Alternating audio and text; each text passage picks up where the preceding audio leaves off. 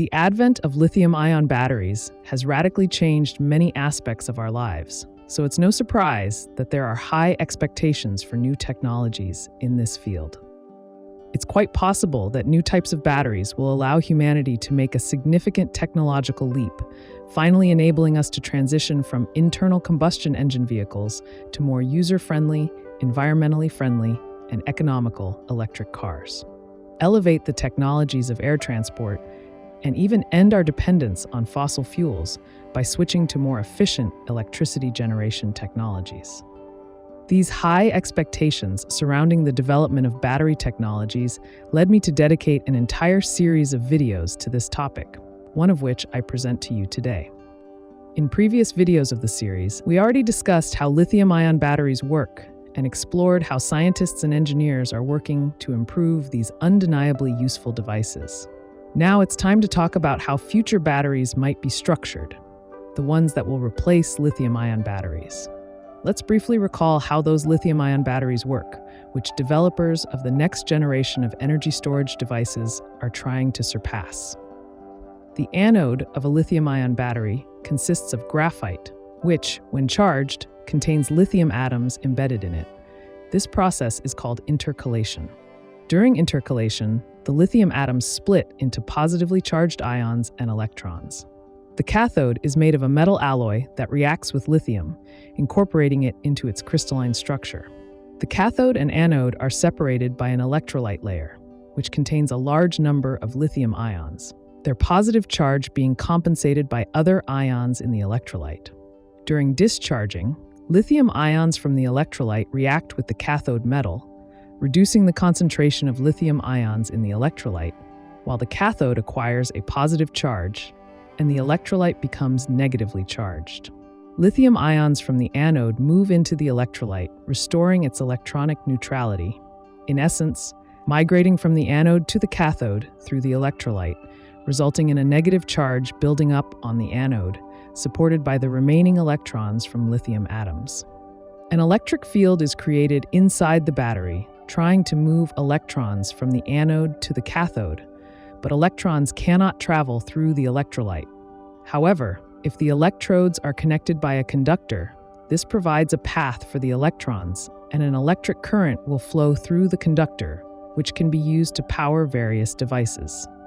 When all or most of the ions and their electrons have moved to the cathode, the battery discharges and the current stops. But we can recharge it by applying an external electric field. This field will push electrons from the cathode back to the anode, accumulating a negative charge there, while the cathode becomes positively charged. The internal electric field forces lithium ions to move from the cathode to the anode, restoring the state that existed before the battery was discharged. This design is highly efficient compared to previous energy storage technologies, allowing for an unprecedented energy density of about 250 watt-hours per kilogram of the battery mass or more.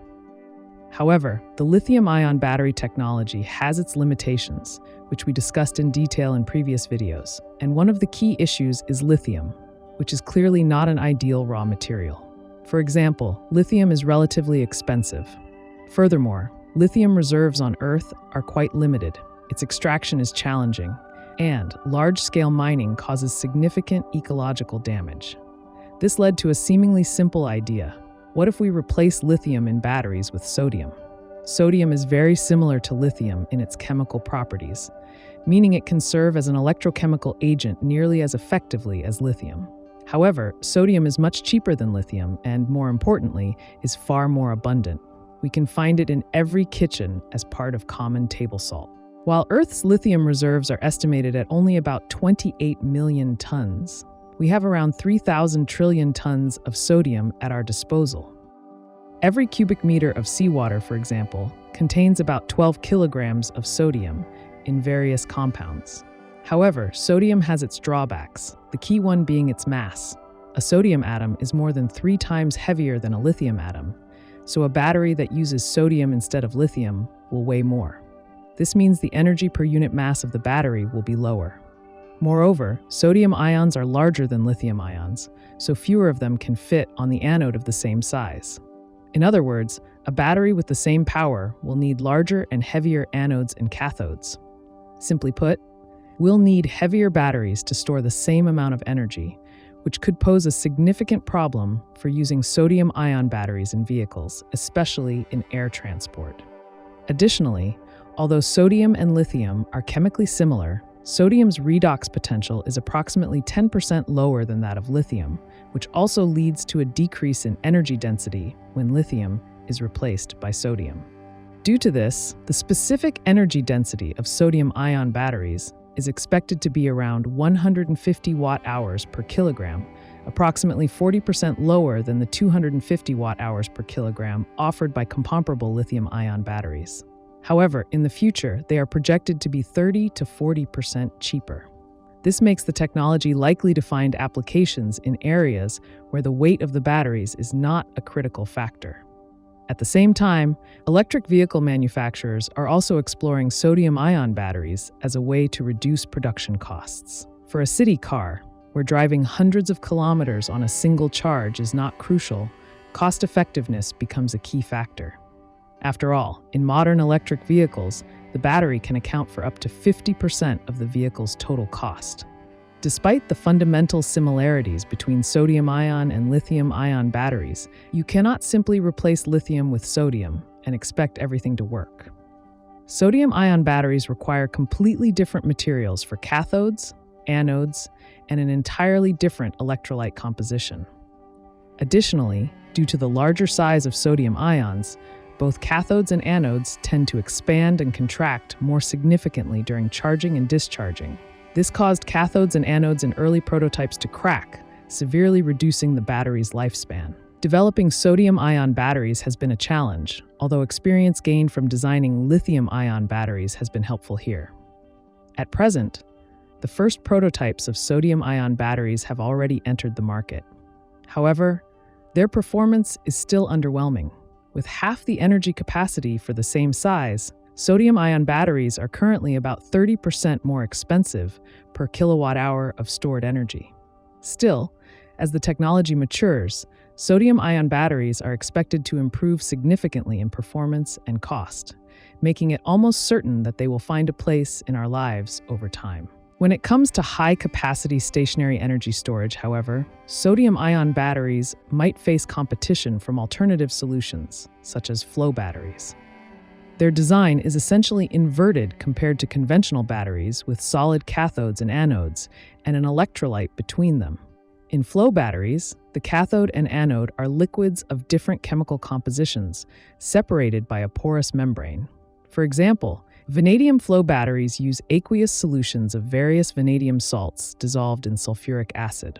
One half of the battery might contain vanadium sulfate, vanadium 2 and 3 times SO4, while the other might use vanadyl sulfate vanadium oxygen SO4. When dissolved, these salts dissociate, producing positively charged vanadium ions V3+ at the anode and vanadium oxide ions at the cathode. The catholyte and anolyte are stored in separate tanks, and during battery operation, they are pumped through a reaction cell using special pumps. During charging, under the influence of an electric field, vanadium oxide ions VO2+ in the catholyte gain one oxygen atom from water molecules in the electrolyte, transforming into vanadium oxide ions VO2 with a +1 charge. This process releases an electron and 2 positive hydrogen ions. The released electrons migrate through a conductor connecting the cell's components to the anode, where they combine with vanadium ions V3+, reducing them to V2+. As a result, the anolyte becomes negatively charged, while the catholyte becomes positively charged. To balance the resulting potential difference, hydrogen ions migrate through the membrane separator from the catholyte to the anolyte. The altered electrolyte solutions are pumped back into their respective storage tanks, while fresh portions of the solutions are fed into the reaction cell. Over time, the tanks fill with solutions enriched in VO2 ions on the cathode side and V2+ ions on the anode side. During discharge, the reverse process occurs. At the anode, V2+ ions lose an electron, oxidizing back to V3+. The freed electrons flow through the conductor to the cathode, where they reduce VO2 back to VO, releasing one oxygen atom which combines with hydrogen ions to form water molecules. The flow of electrons moving from the anode to the cathode creates the electric current we can use. Vanadium is not the only element used in the design of flow batteries, but it is arguably the most common, partly because it can be utilized both at the cathode and the anode, which is highly convenient. Vanadium flow batteries can have a very long service life, limited primarily by the wear of the pumps that circulate the electrolyte solutions, which are relatively easy to replace. They are safe, easily scalable, and allow for flexibility in adjusting the ratio of energy capacity to power by customizing these parameters to specific needs. If you require higher power, you can add more reaction cells. If greater capacity is needed, larger tanks can be used. Additionally, they exhibit very low self-discharge, enabling stored energy to be preserved for extended periods with minimal losses. However, their energy density is quite low, only about 30 watts per kilogram, compared to 250 watts per kilogram for lithium-ion batteries. They are also fairly expensive. Thus, their primary application is likely to be in large-scale stationary energy storage systems designed to store significant amounts of energy for long durations. Such systems, based on flow batteries, are already being constructed, for example in Australia. Flow batteries, however, have cousins, batteries in which liquid metal alloys are used instead of dissolved metal salts. A classic example is sodium-sulfur batteries, where layers of sodium and sulfur are separated by a solid electrolyte containing free sodium ions, such as sodium aluminate. When heated to operating temperature, sodium and sulfur melt, becoming liquids. Sodium, being a metal, consists of positively charged sodium ions and quasi-free electrons. Sodium ions from the solid sodium aluminate react with sulfur atoms in the liquid phase to form sodium polysulfide. This reaction causes the sodium-sulfur layer to become positively charged, while the sodium aluminate acquires a negative charge. Sodium ions migrate from the molten sodium into the electrolyte, leaving the sodium layer negatively charged due to an excess of electrons. If the cathode and anode are then connected by a conductor, an electrical current will flow. Applying an external voltage in the reverse direction forces electrons back into the molten sodium layer, making it negatively charged. The resulting electric field drives sodium ions from the electrolyte back into the molten sodium, neutralizing its charge and restoring the initial state of the system before discharge. Sodium-sulfur batteries appear promising because their energy density can reach 800 watt-hours per kilogram. Replacing sodium with lithium could theoretically boost energy density to an astounding 1,850 watt-hours per kilogram. Other molten metal battery chemistries include calcium antimony and aluminum nickel systems, among others. Even without expensive lithium, molten metal batteries demonstrate impressive performance. However, their widespread commercial adoption has been hindered by various challenges. For instance, sodium-sulfur batteries operate at temperatures of around 350 degrees Celsius, required to keep sodium polysulfide in a molten state, melting point 280 degrees Celsius. While the heat generated during charge and discharge can sustain the operating temperature, this is practical only in large-scale batteries where the volume-to-surface ratio minimizes heat loss. Furthermore, such batteries require significant time to heat up before operation and to cool down afterward. Safety concerns are also substantial. Molten sodium reacts violently with both water and air if the seal is compromised, and the high energy density poses risks during short circuits. Thus, sodium-sulfur batteries are unlikely to be used in consumer electronics or automobiles. However, they might be suitable for powering large transport systems, such as trains or ships, that operate continuously over long periods. They are also being considered for stationary energy storage, though issues like their limited lifespan due to sodium's high chemical activity and the need to maintain high operating temperatures over extended periods pose challenges. While the technology is intriguing, its ultimate success remains uncertain, particularly given the emergence of other potential lithium-ion battery killers. One of the most impressive alternative technologies is aluminum air batteries. Simple, eco-friendly, safe, and astonishingly powerful. Aluminum air batteries boast an energy density of up to 700 watt-hours per kilogram, far surpassing lithium-ion's 250 watt-hours per kilogram. This level of energy density could enable the creation of electric vehicles capable of traveling up to 1,500 kilometers on a single charge, or even flying cars. In aluminum air batteries, the anode is simply an aluminum plate, while the electrolyte is water, often with dissolved alkalis like sodium hydroxide or potassium hydroxide as additives. What about the cathode? In an aluminum air battery, there technically isn't one. Instead, the role of the cathode is fulfilled by the surrounding atmospheric air, or more specifically, the oxygen in the air. To be exact, where a cathode would usually be located, a special porous membrane is placed. This membrane is designed to allow oxygen to pass through while blocking other gases in the air. Inside the membrane, oxygen reacts with water in a reaction represented by the formula. Here, the reactants are one oxygen molecule and two water molecules, producing four negatively charged hydroxide ions. However, for this reaction to occur, it also requires 4 electrons. As a result, the reaction creates a shortage of electrons at the cathode, leaving it positively charged. The hydroxide ions move into the electrolyte and travel to the aluminum anode, where they react with aluminum to form aluminum hydroxide. This reaction releases 3 electrons from each aluminum atom, accumulating a negative charge on the anode. Under the influence of the resulting electric field, electrons flow from the anode to the cathode through a connecting conductor, thus generating an electric current. These batteries are remarkable not only for their impressive energy density, but also for their reliance on abundant, non-toxic, and non-flammable materials. Aluminum is one of the most common metals on Earth, and water is simply water. However, aluminum air batteries have significant drawbacks. The main issue is that they cannot be recharged in the conventional sense. Once discharged, the aluminum air battery must be replaced, and the spent battery sent for recycling, where aluminum is regenerated from aluminum hydroxide through industrial processes. Essentially, aluminum air batteries are more like disposable alkaline batteries than rechargeable lithium-ion ones. You use them, replace them, and install a new one. Estimates suggest that, accounting for the need to replace the battery after each discharge, the cost of driving an aluminum air-powered car would be around $15 per 100 kilometers. This is more expensive than gasoline engines and about 3 times the cost of electric vehicles with rechargeable batteries. While future advancements could lower these replacement costs, even at this price point, aluminum air batteries could find niche applications. For example, as a power source for electric aviation. Another issue is their relatively high self-discharge rate.